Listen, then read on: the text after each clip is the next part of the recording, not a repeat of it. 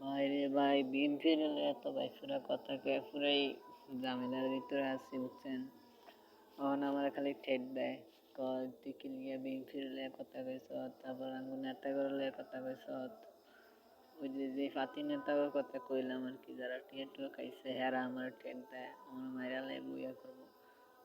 আমি কইছি তোর যদি বাপ, যে তোর বাপ আছে হ্যাঁ যদি আমাদের লয়ে আমার কিছুই করতে পারতো না, ঠিক আছে।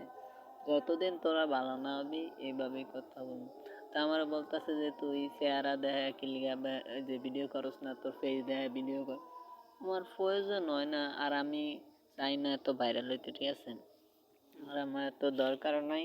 আমি এইভাবেই সত্য কথা বলে যেমন সবসময় আমার আপনারা সাপোর্ট করবেন, সবসময় এইভাবেই সত্য কথা বলবো। আমার আসলে তো ভাইরাল হওয়ার শখ নাই, এই জন্য আমি চেহারা দেখতে আমার কাছে নিজের কাছে মানে অন্যরকম লাগে আর কি। আসলে ভাইরাল হলে একটা বিরক্তকর জিনিস, ঠিক আছে। এই রাস্তাঘাটে দেখলে এটা জিগাইবো, ওটা জিগাইবো, এই জন্য এমনি ভিডিও করা ভালো, ঠিক আছে।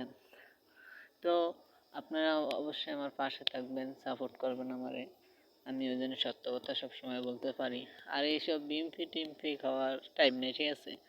এর হইলো যে বেজন্মা বুঝছেন, এদের জন্মের ঠিক নেই, এদের বাপের ঠিক নেই, মার ঠিক নেই, কথা বুঝেন না তো। এদের তো এইসব ট্রেড দিবই বুঝছেন, এইসবকে ভয় না পেয়ে ভয়কে জয় করতে হবে, ঠিক আছে।